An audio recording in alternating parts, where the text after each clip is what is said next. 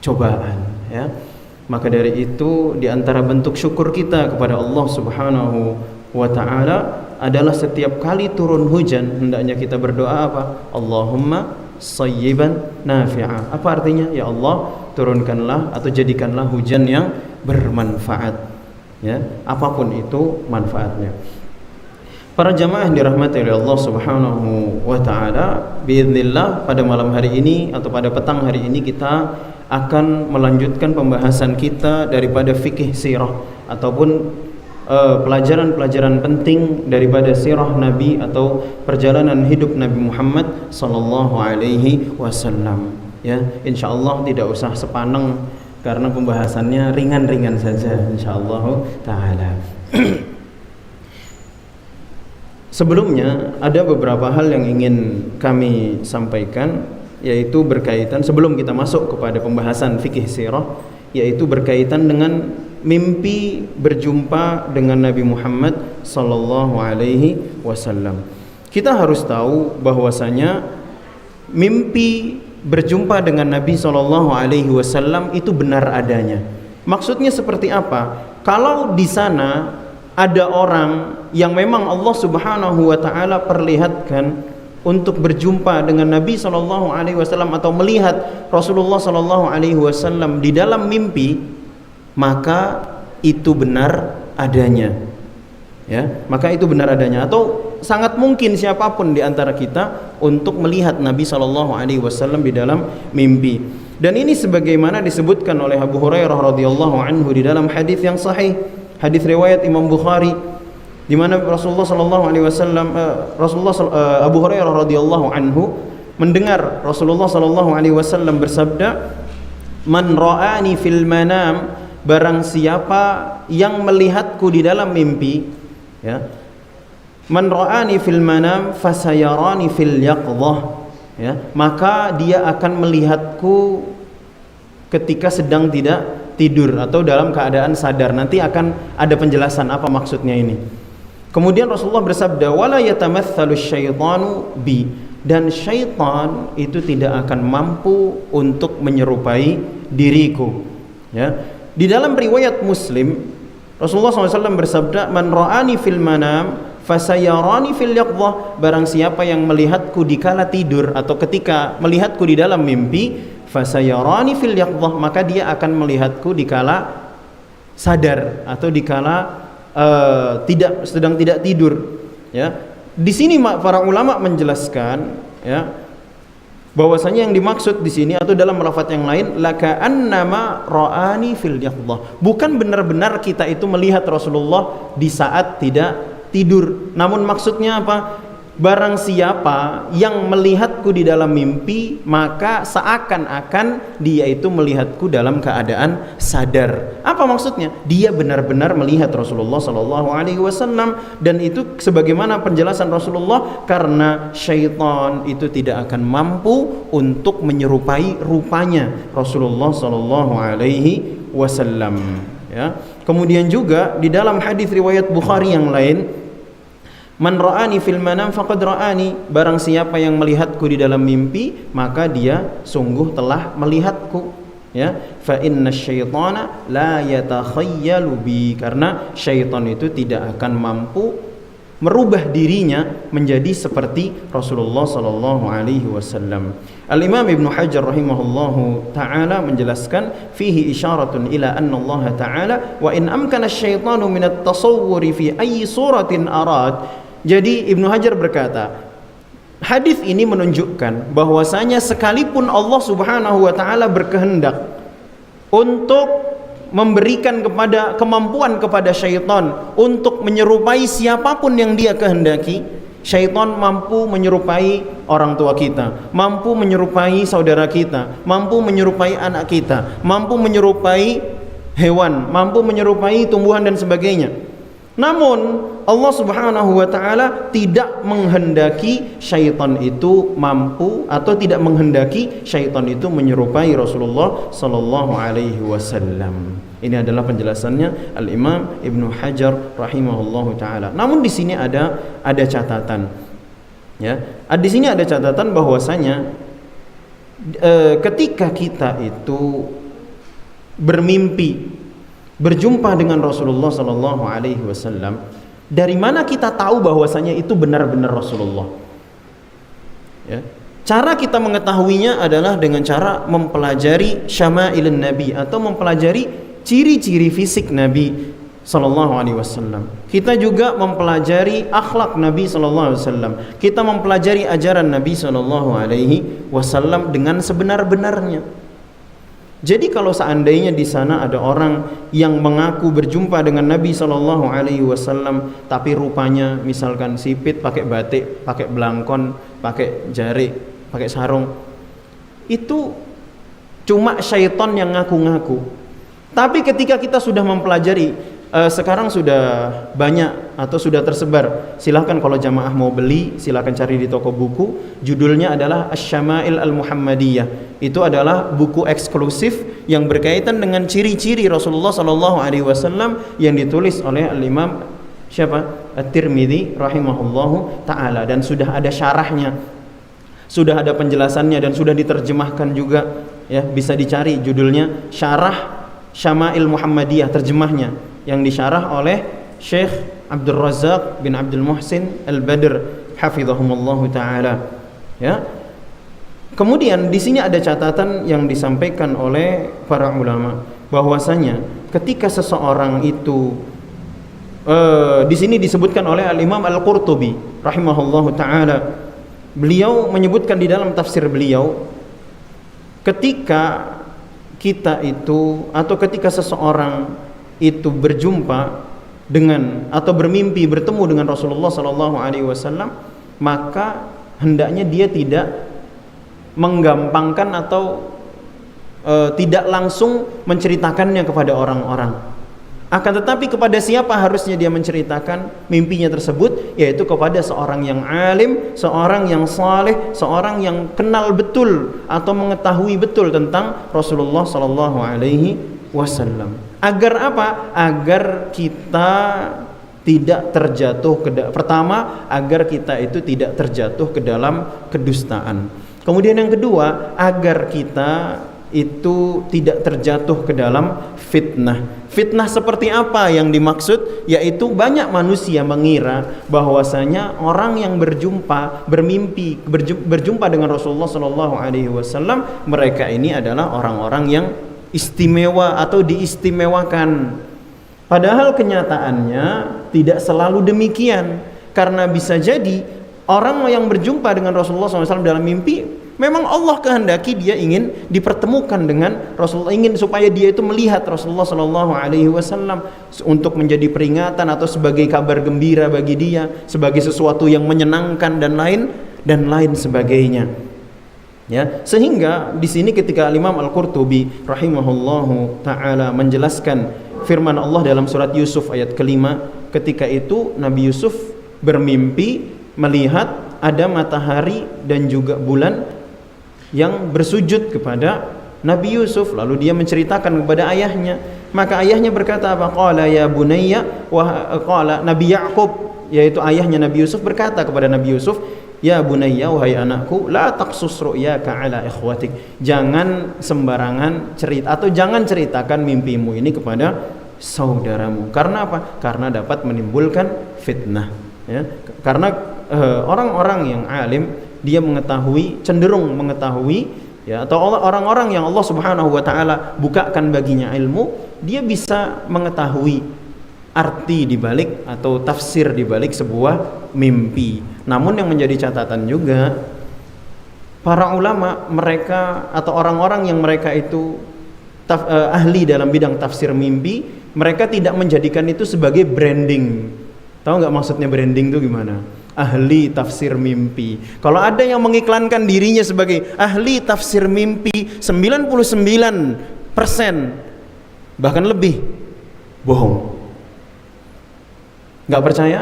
Ya jangan percaya sama mereka. Ya justru jangan percaya. Kalau orang sudah membranding atau mengiklankan dirinya, memperkenalkan dirinya ke khalayak manusia, ayo punya mimpi apa? Silahkan ceritakan kepada saya, karena saya ahli tafsir mimpi. Sudah dipastikan dia berdusta. Tapi kalau dia itu adalah seorang alim, dan dia adalah seorang yang paham terhadap Al-Quran dan juga sunnah atau hadis-hadis Nabi SAW, memahami agama dengan benar, ketika dia diceritakan sebuah mimpi dan dia diberikan Allah Subhanahu wa taala membukakan baginya pintu ilmu seluas-luasnya atau jendela keilmuan seluas-luasnya, maka ketika dia mendengar sebuah mimpi, dia bisa membedakan mana mimpi yang cuma sekedar mimpi, mana yang mimpi yang di baliknya terdapat sesuatu. Tapi kita juga tidak diwajibkan untuk mencari-cari arti daripada sebuah mimpi. Ya, arti daripada sebuah mimpi. Karena bisa jadi maksud daripada mimpi, kalau memang Allah inginkan di balik mimpi itu ada maksud, nanti kita akan menyadarinya sendiri, cepat ataupun lambat. Kita nggak perlu mencari-cari. Oh, tadi malam saya mimpi gini, jangan-jangan gini. Enggak, itu adalah bisikan syaitan. Jangan didengarkan. Apalagi beranggapan bahwasanya ketika kita mimpi, aduh ini kayaknya pertanda buruk nih, bakal ada mimpi ini, mimpi itu. Apa karena semalam saya mimpi ini dan itu? Enggak bisa atau tidak perlu seperti itu. Ya, maka dari itu sekalipun kita mimpi, semalam kayaknya saya mimpi atau semalam saya dengan jelas bermimpi berjumpa dengan Rasulullah SAW, nggak perlu kita ceritakan kepada orang-orang, karena itu juga dapat membuka pintu kedustaan bagi diri kita. Awalnya kita cuma cerita apa? Cuma cerita kita mimpi ketemu Rasulullah. Lama-lama ditanya, oh tadi Rasulullah bilang apa ketemu? Kalau hati kita nggak kuat atau hati kita itu mudah tergoda, nanti syaitan bisikin, ngaku aja apa adanya gitu kan, ngaku aja sembarang, nanti mereka percaya. Apalagi kita itu dianggap orang yang berilmu dan lain sebagainya. Jangankan berilmu, sekarang orang dari antah berantah mengaku mimpi ketemu Rasulullah SAW saja bisa dikultuskan, bisa dianggap sebagai orang sakti dan lain sebagainya. Itu bukan tujuan Allah Subhanahu wa taala mengutus Rasulullah SAW, juga bukan tujuan Allah Subhanahu wa taala memberikan kita atau memperlihatkan Rasulullah SAW di dalam mimpi kita. Bahkan seandainya kita berjumpa dengan Rasulullah di dalam mimpi, kemudian Rasulullah menyampaikan kita suatu hal berkaitan dengan syariat, dan itu bertentangan dengan syariat yang telah Rasulullah sampaikan di masa hidupnya, ketahuilah itu tidak perlu kita iakan, karena bisa jadi itu adalah syaitan, atau bisa jadi yang ngomong itu bohong. Ya. Para jamaah yang dirahmati oleh Allah Subhanahu wa taala, dan kita harus berhati-hati berkaitan dengan berdusta atas nama Nabi Muhammad sallallahu alaihi wasallam. Barangkali beberapa waktu lalu saya pernah berbicara tentang adanya orang yang mengaku berjumpa dengan Nabi sallallahu alaihi wasallam, lalu dia mendirikan atau membuat kelompok tertentu, atau ya membuat kelompok atau tarekat tertentu berlandaskan mimpinya atau perjumpaannya dengan Rasulullah SAW, baik di dalam mimpi atau ketika tidak mimpi. Maka ada beberapa hadis yang perlu kita perhatikan, antara lain adalah bahwasanya Rasulullah SAW bersabda dalam hadis riwayat Bukhari dan juga Muslim, inna kadziban alayya, bahwasanya berdusta atas nama Rasulullah, atas nama aku yaitu Rasulullah SAW, laisa kakadzibin ala ahad, ya, tidak seperti kita berdusta atas nama siapapun, ya. Man kadzaba alayya muta'ammidan, kata Rasulullah SAW, barang siapa yang berdusta atas namaku, atas nama Rasulullah SAW, muta'ammidan, dengan sengaja, falyatabawwa maq'adahu minan nar, silahkan ambil tempatnya di neraka. Ya, silahkan ambil tempatnya di neraka. Itulah kenapa hendaknya kita berhati-hati ketika kita itu berbicara tentang Rasulullah Sallallahu Alaihi Wasallam. Bahkan ketika kita itu mendengar sebuah hadis, maka kita pastikan hadisnya sahih atau tidak, ya. Kalau kemudian ketika kita ingin berbicara hadis, kita juga harus pastikan, atau ketika kita ingin mengatakan wah Rasulullah bersabda, nah kita harus pastikan bahwasanya ketika kita berkata Rasulullah bersabda, itu benar-benar sabda Rasulullah Sallallahu Alaihi Wasallam atau makna daripada sabda Rasulullah Sallallahu Alaihi Wasallam. Jangan ngaku-ngaku, ya. Apalagi dengan perkataan seperti ini. Aku mendengar, ya, seperti ada fulan, syekh ataupun kiai ataupun ustadz ataupun habib atau siapapun yang mengatakan, aku mendengar Rasulullah Sallallahu Alaihi Wasallam bersabda. Ketika ditelusuri, mendengarnya di mana gitu kan. Ternyata dia mendengarnya di dalam mimpi. Sudah, ini cap saja, dia pasti dusta. Ya. Harus berhati-hati. Kalau orang dia memahami betul sabda Rasulullah sallallahu alaihi wasallam, "Man kadzaba alayya muta'ammidan falyatabawwa maq'adahu minan nar." Ya. Barang siapa yang berdusta atas namaku, maka dia silakan ambil tempatnya di neraka, maka dia akan lebih berhati-hati ketika dia berucap, ketika dia berkalam. Para jamaah yang dirahmati oleh Allah Subhanahu wa taala, cukup itu sebagai muqaddimah. Kita akan masuk kepada pembahasan tentang nasabnya Nabi Muhammad sallallahu alaihi wasallam. Judul pada malam hari ini adalah keistimewaan nasab Nabi Muhammad sallallahu alaihi wasallam. Pertama kita harus tahu bahwasanya nasab atau garis keturunan Nabi Muhammad SAW adalah garis keturunan yang mulia, yang mana setiap kakek beliau, ya, setiap kakek beliau adalah orang-orang yang mulia di zamannya. Terus sampai bersambung sampai Nabi Ibrahim, kemudian terus sampai Nabi Adam, mereka semuanya adalah orang-orang yang mulia di masing-masing zamannya. Nasab beliau secara lengkap saya akan bacakan, ya. Beliau adalah Nabiullah Rasulullah Muhammad bin Abdullah, ya. Bapak beliau namanya Abdullah bin Abdul Muttalib, ya. Bin Abdul Muttalib bin Hashim bin Abdi Manaf bin Qusay bin Kilab bin Murrah bin Ka'ab bin Lu'ay bin Ghalib bin Fihr ibn Malik bin An-Nadr bin Kinanah bin Khuzaimah bin Mudrikah bin Ilyas bin Mudhar bin Nizar bin Ma'ad bin Adnan. Ini yang tadi baru saya baca. Nanti kalau mau nyatet lagi, lihat rekamannya aja deh ya, biar menghemat waktu gitu ya. Dari yang saya sebutkan tadi atau disebutkan tadi dari Muhammad sallallahu alaihi wasallam, kemudian berlanjut kepada Abdullah Abdul Muthalib sampai dengan Adnan, itu adalah nasab yang begitulah datangnya dari Rasulullah sallallahu alaihi wasallam, atau yang riwayatnya paling kuat, yang Rasulullah sallallahu alaihi wasallam membenarkan hal tersebut. Sedangkan nasab Rasulullah sallallahu alaihi wasallam setelah Adnan sampai dengan Nabiullah Ibrahim alaihi salatu wassalam itu mukhtalaf atau diperselisihkan sebagaimana dijelaskan oleh para ahli sejarah.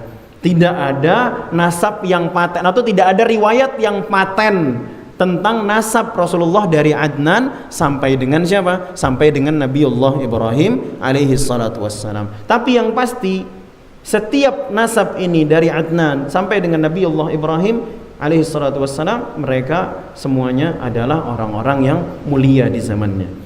Kemudian sedangkan nasab Nabiullah Ibrahim alaihi salatu wassalam sampai dengan Nabi Adam, ya, tidak ada satu dalil pun yang bisa, atau tidak ada dalil yang bisa dijadikan sebagai sandaran. Apa maksudnya? Kalau di sana ada yang menuliskan silsilah nasabnya Nabi Ibrahim yang nyambung sampai Nabi Adam, itu tidak ada yang bisa dijadikan sebagai sandaran, alias kita nggak bisa memastikan bahwasanya riwayat itu riwayat yang benar. Kalaupun ada riwayatnya, riwayat tersebut tidak sahih. Kemudian para jamaah yang dirahmati Allah Subhanahu wa taala, kita akan mengenal beberapa kakek Nabi sallallahu alaihi wasallam. Antara lain kita akan ambil dari yang paling bukan yang paling dekat, yang jauh tapi yang paling relate, yaitu seseorang yang atau dijuluki sebagai bapaknya suku Quraisy.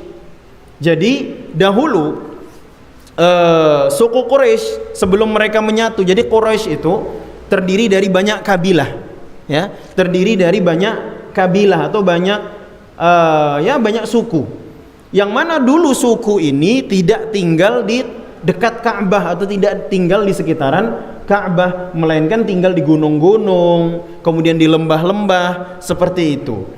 Kemudian datanglah seseorang yang namanya dikenal sebagai Qusay, ya. Qusay, ya beliau ini kakeknya Rasulullah atau moyangnya Rasulullah SAW. Ya, di mana beliau punya peran yang sangat besar terhadap suku Quraisy, yaitu apa? Mengajak setiap suku-suku atau kabilah-kabilah yang tinggal di sekitaran kota Makkah untuk berkumpul, bersatu dan tinggal di tanah haram atau di sekeliling di sekitar Masjidil Haram atau di sekitar Ka'bah. Ya, sehingga Qusay ini memiliki kedudukan yang sangat tinggi di kalangan suku Quraisy. Ada yang mengatakan bahwasanya Quraisy ini adalah namanya Qusay. Ada yang mengatakan lagi bapaknya lagi. Tapi intinya dulu suku Quraisy itu mereka terpencar-pencar tinggalnya. Kemudian yang menyatukan mereka di sekeliling Ka'bah atau di tanah haram adalah kakeknya Rasulullah yang namanya Qusay. Saking Qusay ini dihormati oleh suku Quraisy, ketika Rasulullah SAW itu diutus menjadi nabi dan rasul, ini diceritakan oleh Al-Imam Ibnu Katsir rahimahullah taala di dalam kitab beliau Al-Bidayah wan Nihayah. Jadi ketika Rasulullah diutus menjadi nabi dan rasul, ketika diutus jadi nabi Rasulullah belum berdakwah. Ketika diutus menjadi rasul, barulah kemudian Rasulullah SAW mulai berdakwah kepada manusia. Ada kata-kata yang cukup menarik, ya, yang disampaikan oleh orang-orang Quraisy ketika itu. Jadi mereka itu tidak mau menerima dakwahnya Rasulullah, cuma alasannya banyak. Ya, karena apa? Mereka tahu Rasulullah ini adalah keturunan dari orang-orang mulia dalam silsilah bangsa Arab ketika itu, khususnya yang di Jazirah Arab. Maka mereka dan mereka tahu Rasulullah itu jujur, cuma mereka itu takabur, mereka itu sombong. Saking sombongnya mereka tidak mau menerima apa yang diajak oleh Rasulullah SAW. Maka mereka berkata, coba wahai Muhammad, bangkitkan Qusay, katanya gitu. Minta Allah supaya bangkitkan kakekmu yang namanya Qusay. Supaya apa? Karena kata mereka, karena beliau adalah orang yang sangat kami percaya. Ya. Maksudnya sangat kami percaya itu apa? Hampir-hampir tidak ada yang diucapkan oleh Qusay kecuali mereka pasti percaya. Saking dipercayanya Qusay ini. Maka kata mereka apa? Kalau Qusay ini bangkit lagi, terus dia mengakui dirimu sebagai nabi, baru kita akan ikut. Tuh, saking apanya? Saking kufurnya orang-orang musyrikin Quraisy, ya, disebutkan oleh Al-Imam Ibnu Katsir dalam kitab beliau Al-Bidayah wan Nihayah. Kemudian itu adalah kakek beliau yang pertama, yaitu Qusay. Kemudian kakek beliau berikutnya setelah wafatnya Qusay ini dikaruniai sekitar 4 orang anak. Tapi di antara 4 orang anak ini yang paling menonjol adalah putra beliau yang namanya Abdu Manaf. Karena Abdu Manaf ini, beliau ini pandai di dalam memanage pembagian air kepada jamaah haji. Sehingga nama beliau sangat terkenal. Bisa dikatakan setiap orang yang datang ke kota Makkah kala itu untuk melaksanakan haji, tentunya haji di saat itu tidak seperti tata caranya, tidak seperti haji di zaman ini, tapi ada tawafnya, semua sama, ya. Tapi tetap ada tawafnya. Setiap kali musim haji, maka Qusay itu melakukan sebuah sistem pembagian air agar siapapun yang datang ke kota Makkah tidak kehausan. Maka nama beliau pun sangat terkenal ketika itu. Nama Abdu Manaf, bukan Qusay tapi Abdu Manaf, ya, putranya Qusay. Kemudian kakek Rasulullah yang berikutnya adalah Hisham, ya. Hisham itu terkenal akan kedermawanannya.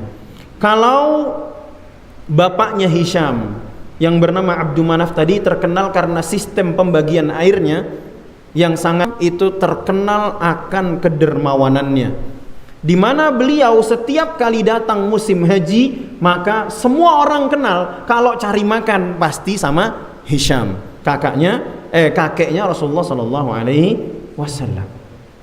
Ya, kalau mau cari makan datanglah ke tempatnya Hisham. Maksudnya apa? Kalau misalkan lapar tinggal cari Hisham, karena Hisham itu sudah berkeliling membagikan makanan kepada jamaah haji, ya. Kemudian barulah sampai kepada kakek beliau atau kakeknya Rasulullah yang paling terkenal yang namanya Abdul Muttalib, ya. Abdul Muttalib itu bukan nama asli. Ya, bukan nama asli. Jadi ceritanya Hisham itu menikah, jadi istrinya bukan cuma satu. Hisham itu menikah dengan seorang wanita dari kota Madinah. Ya, dari kota Madinah. Kemudian Hisham ini meninggal. Ya, Abdul Muttalib. Jadi Hisham ini punya saudara kandung yang namanya adalah Muttalib.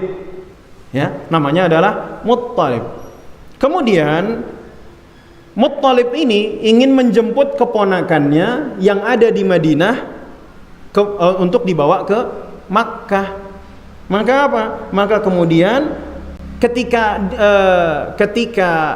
Muttalib ini membawa anak kecil dari Madinah ke kota Makkah, dikiranya Muttalib ini punya budak baru, sehingga anak ini dijuluki sebagai Abdul Muttalib atau budaknya Al-Muttalib. Lalu siapa nama aslinya Abdul Muttalib? Nama aslinya adalah Syaibah. Kenapa dijuluki sebagai Syaibah? Karena dari sejak masih kecil rambutnya Abdul Muttalib itu sudah beruban. Di dalam bahasa Arab uban adalah syaib. Sehingga Abdul Muttalib yang masih kecil kala itu diberi nama Syaibah karena dari sejak kecil rambutnya sudah beruban. Ya, jadi siapa nama aslinya Abdul Muttalib? Syaibah. Ya, insyaallah sudah bisa kita pahami. Nah, kalau Abdul Muttalib ini insyaallah siapapun kita kalau membaca kisah tentang kedatangannya Abraha atau tahun gajah pasti tidak asing dengan namanya Abdul Muttalib, di mana kisah heroiknya beliau ketika pasukannya Abraha ini datang kemudian merampas onta-ontanya yang digembala oleh Abdul Muttalib. Ketika itu suku Quraisy mereka sudah banyak mengungsi di sekitar kota Makkah, di gunung-gunung dan sebagainya. Udah khawatir pasukan ini akan masuk ke kota Makkah dan menghancurkan kota Makkah. Ketika itu Abdul Muttalib datang kepada Abraha untuk minta apa? Minta ontanya. Bukan minta supaya jangan menyerang Mekkah, tapi minta apa? Minta ontanya dikembalikan. Karena kata Abdul Muttalib, ini onta bukan punya saya. Ini onta maksudnya bukan punya saya saja, punya saudara-saudara saya yang dititipkan kepada saya. Terus terheranlah Abraha ini mendengar permintaannya Abdul Muttalib, loh kenapa kok kamu nggak minta supaya kita tidak menyerang Ka'bah? Maka apa kata Abdul Muttalib? Onta ini punya saya dan punya saudara-saudara saya, sedangkan Ka'bah itu punyanya Allah. Yang ngelindungin siapa? Allah, bukan saya. Maka akhirnya apa? Dikasihlah ontanya Abdul Muttalib dan Abraha tetap berupaya untuk menyerang Ka'bah. Tapi kejadian apa tidak?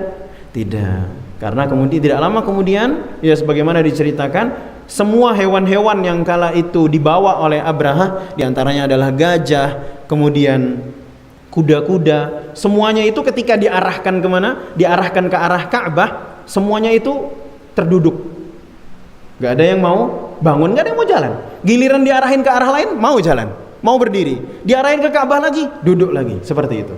Sampai kemudian Allah Subhanahu wa taala mengutus burung yang kita kenal dengan burung ababil, ya, membawa batu-batu kerikil-kerikil, ya, di paruh mereka, di kaki mereka, dibawalah kerikil-kerikil yang dipanaskan dengan api neraka. Kemudian apa? Dijatuhilah pasukan yang besar ini, ya, ini pasukan yang sangat besar, ya, negeri adidaya ketika itu, ya, dijatuhkan sehingga semuanya binasa.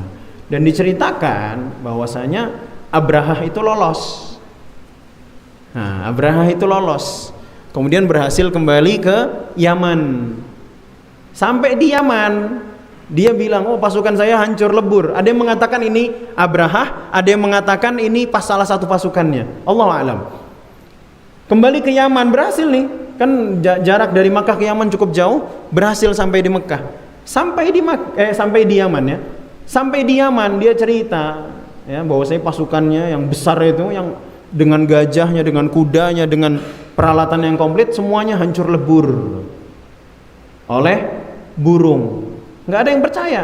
Sampai kemudian datanglah seekor burung, jatuhin orang itu, baru mereka percaya.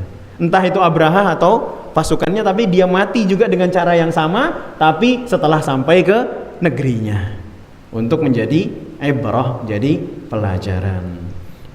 Tapi bukan itu saja yang membuat Abdul Muttalib itu terkenal. Di antaranya adalah, jadi dulu itu sumur Zam-Zam itu sempat ditutup. Entah apa alasannya, tapi sempat Zam-Zam itu ditutup dan hampir-hampir terlupakan.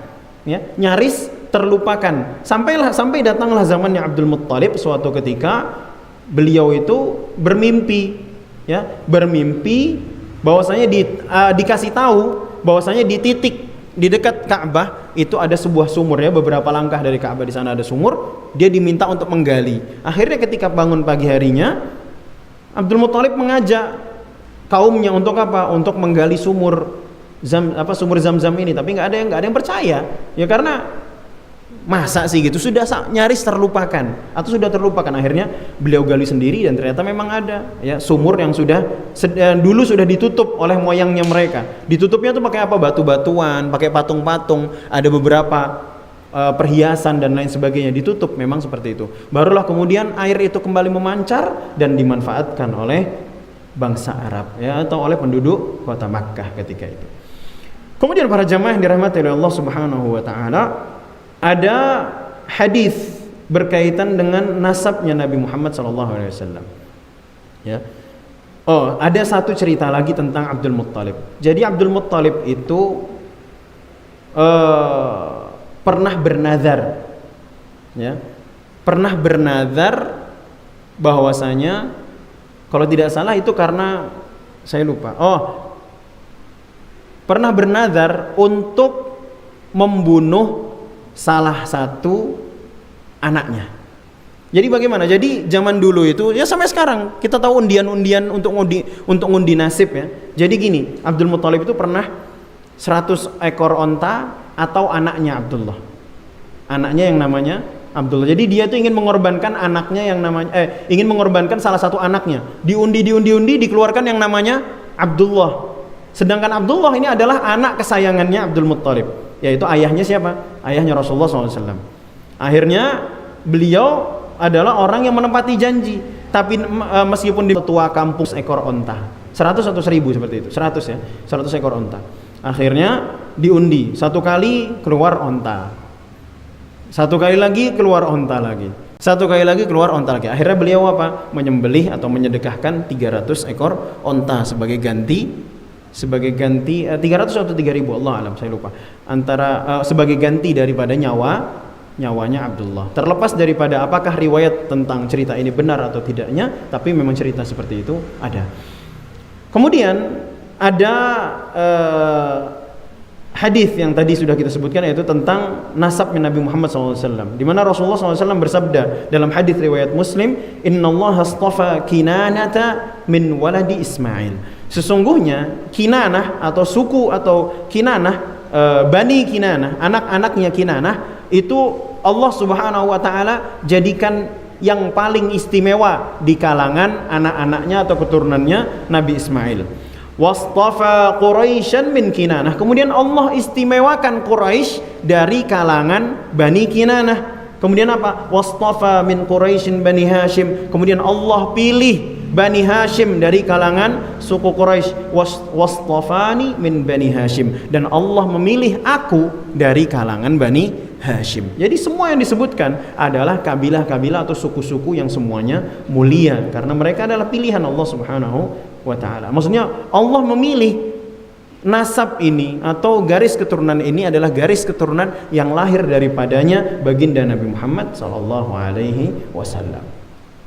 Kemudian ada beberapa faedah atau ada beberapa pelajaran dari pembahasan ini. Yang pertama adalah ini berkaitan dengan dakwah. Ya kan, kita bahasan kita fikih sirah. Maka kalau bisa kita setiap kali habis menjelaskan sebuah rangkaian kejadian atau rangkaian cerita, kita ambil faedahnya. Di antara faedah ataupun pelajaran yang dapat kita ambil, yang pertama adalah di dalam berdakwah, kalau kita ingin menyeru kepada kebersamaan derajat, maksudnya apa? Jadi kalau kita ingin menyeru manusia bahwasanya orang kaya, orang miskin, budak dan lain sebagainya itu setara, itu kita nggak bisa sembarang ngomong. Yang ngomong itu yang bisa berbicara masalah ini adalah pendakwah yang datang dari kalangan orang-orang terhormat. Ya, baik terhormat karena keilmuannya, atau terhormat karena memang nasabnya, atau terhormat karena kekayaannya dan lain sebagainya. Karena kalau ujuk-ujuk datang orang miskin, dia bukan siapa-siapa, ngerti agama sekedarnya, lalu berkata kepada orang kaya, kamu sama saya itu nggak ada bedanya, yang ada dia itu akan diremehkan. Ya. Kalau seorang dai itu ingin mengajarkan atau ingin menyeru manusia bahwasanya tidak ada yang lebih mulia di antara kita kecuali di sisi Allah kecuali orang yang paling bertakwa, ya, ini namanya trik, tips dan trik di dalam berdakwah, yaitu apa? Dia ajak orang-orang yang memiliki kedudukan di tengah masyarakat, entah karena kekayaannya, entah karena nasabnya, entah karena kedudukannya di tengah masyarakat, atau karena ilmunya dan lain sebagainya. Itu juga mengajarkan kepada kita kalau dakwah itu tidak boleh serampangan. Semuanya butuh taktik, butuh tips atau butuh trik yang tepat agar dakwah itu bisa tepat sasaran. Kemudian yang kedua, orang Arab dari kalangan suku Quraisy yang sangat mengenali nasab terhormatnya Nabi Muhammad SAW, maka mereka tidak akan mencela beliau dari sisi nasabnya, itu tidak akan terjadi. Karena apa? Karena mereka mengenal betul siapa Rasulullah SAW. Bahkan kita tahu sebelum Rasulullah diutus menjadi Nabi dan Rasul, Nabi Muhammad SAW itu punya julukan apa? Al-Amin. Artinya Al-Amin itu apa? Al-Amin itu dipercaya. Maksudnya apa? Hampir-hampir tidak ada kalimat apapun yang keluar dari lisan Rasulullah SAW kecuali orang itu percaya. Ya, kecuali orang percaya, saking dipercayanya beliau. Tapi lalu kenapa kok orang-orang ini tidak mau menerima dakwahnya Rasulullah ketika beliau diutus menjadi Nabi dan Rasul? Karena kesombongan mereka. Karena mereka itu begitu fanatik dengan ajaran nenek moyang mereka, ya. Kolot lah bahasa kita, ya. Karena mereka ya nggak mau nerima, sombong begitu, ya. Bahkan kenapa kok Abu Jahal dinamakan Abu Jahal? Padahal siapa yang tidak mengakui kecerdasannya? Amr bin Hisham. Nama aslinya adalah Amr bin Hisham. Amr bin Hisham orang yang cerdas, penuh dengan taktik, orang yang diakui kecerdasannya, tapi dijuluki Abu Jahal. Kenapa? Karena ketika Rasulullah berdakwah, dia tidak mau menerima dakwahnya dan justru menolak, bahkan menjadi orang yang musuh besar daripada dakwahnya Rasulullah SAW. Meskipun pada akhirnya putra beliau atau keturunan beliau justru menjadi sahabat Rasulullah SAW. Siapa namanya? Ada yang tahu? Ikrimah bin Abu Jahal. Ikrimah nama laki-laki, ya, bukan perempuan. Ikrimah bin Abu Jahal sahabat Nabi SAW. Bahkan menjadi sahabat Nabi yang kalau tiap ada peperangan apapun bersama Rasulullah, dia yang paling depan. Kemudian, tapi prosesnya Ikrimah ini masuk Islam itu penuh dengan drama, ya. Karena Ikrimah ini baru masuk Islam nanti ketika Fathu Makkah. Sempat dikejar dulu ke sana kemari baru masuk Islam. Ya. Kemudian berikutnya yang ketiga, banyak yang membela beliau, yaitu membela Rasulullah SAW dari kalangan keluarganya atau dari kalangan dari garis keturunan yang terhormat. Maksudnya apa? Banyak sebenarnya yang membela Rasulullah SAW dari kalangan Bani Hashim, Bani Abdul Muttalib, Bani Muttalib dan sebagainya, meskipun mereka itu tidak masuk Islam. Karena apa? Kok mereka membela Rasulullah? Karena apa? Satu nasab. Ibaratnya gini, misal kita orang Jawa, ya, biasa juga berantem, tapi giliran ada berkaitan dengan atau bersinggungan dengan suku yang lain, meskipun kita nggak sepemikiran, gara-gara kita sama-sama orang Jawa, kita belain dia. Sama-sama orang Batak, kita belain dia. Padahal biasa-biasa hari-hari juga berantem. Tapi karena satu suku, satu marga, kita bisa menyerahkan darah, misalkan seperti itu. Itu yang terjadi pada Rasulullah SAW. Banyak keluarga Rasulullah SAW yang ikut diboikot, kemudian ikut dikucilkan bersama dengan Rasulullah SAW. Padahal mereka itu tidak atau belum masuk Islam. Contohnya siapa? Abu Thalib, pamannya Rasulullah SAW. Sampai akhir hayatnya tidak masuk Islam. Tapi beliau Abu Thalib adalah orang yang paling getol membela Rasulullah sallallahu alaihi wasallam. Ya, dan tentunya ini karena alasannya apa? Karena dia adalah keponakannya. Seperti itu. Dan ini tidak terjadi kepada paman Rasulullah yang lain yang namanya disebutkan di dalam Al-Qur'an. Siapa? Abu Lahab. Abu Lahab itu saudara kandungnya Abu Thalib, tapi tidak sepemikiran. Ya, itu, dan bahkan yang termasuk yang membangkang Rasulullah pertama kali ketika berdakwah adalah Abu Lahab, sehingga namanya diabadikan di dalam Al-Qur'an, bahkan jadi surat eksklusif. Ya, tabbat yada abi lahabin wa tab. Kemudian berikutnya adalah banyak keuntungan ketika kita itu datang dari keturunan yang terhormat atau dari nasab yang bagus, khususnya ketika kita hendak terjun dalam berdakwah. Namun yang menjadi catatan para jamaah sekalian, nasab terhormat itu tidak datang sekonyong-konyong. Maksudnya apa? Kadangkala kita menyadari, oh saya nasabnya dari dulu bahkan nggak dikenal siapa, tapi kita bisa membuat garis keturunan yang baru di mana anak cucu kita menjadi anak cucu atau menjadi anak-anak yang terhormat.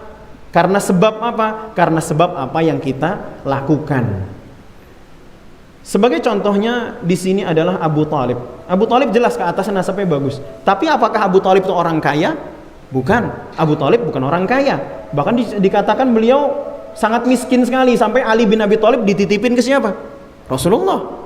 Saking miskinnya. Namun demikian, beliau tetap dihormati karena kebaikannya, karena kedermawanannya dan lain sebagainya. Kalau misalkan kita menyadari diri kita ini tidak datang dari nasab yang terhormat, maka buatlah nasab keturunan yang datang setelah kita atau keturunan yang datang setelah kita adalah nasab yang terhormat, baik dengan kebaikan yang kita lakukan, baik dengan ilmu yang kita pelajari, yang kita dakwahkan, atau mungkin dengan kekayaan dan lain sebagainya. Sah-sah saja, ya, itu semuanya sah. Kemudian yang terakhir adalah ini berkaitan dengan orang Arab, bahwasanya orang Arab itu mereka sangat, ya ini bukan orang Arab saja, tapi kalau kita berbicara konteksnya di sini orang Arab, mereka itu sangat mengenal atau sangat menghormati sikap dermawan, khususnya di musim haji. Namun siapapun manusia yang berakal, pasti mereka menghormati siapapun orang yang dermawan. Ya, dermawan itu tidak harus karena hartanya banyak, tidak. Ya, tapi dermawan dia sekecil apapun yang dia bisa berikan, dia bisa sedekahkan, dia sedekahkan, dan kita akan dikenal sebagai orang yang dermawan. Meskipun ketika kita melakukan kebaikan, ketika kita beramal soleh, bukan supaya kita dikenal sebagai orang yang dermawan. Karena kalau kita melakukan amal soleh, melakukan kebaikan, melakukan kebajikan karena kita, atau kita sedekah, kita banyak ngasih donasi dan sebagainya, supaya kita dikenal sebagai orang dermawan, jatuhnya namanya apa? Riya ataupun sum'ah. Ya, kalau gini khawatir kita dimasukkan ke dalam neraka karena sebab amal kita yang tidak ikhlas tadi, ya. Mungkin ini saja dulu pembahasan kita, dan sudah dengar adzan dari masjid yang lain. Barangkali ada pertanyaan dulu sebelum kita tutup. Wassallallahu wasallam ala nabiyyina Muhammad. Barangkali ada pertanyaan, silakan Pak. Oh, nggih, silakan.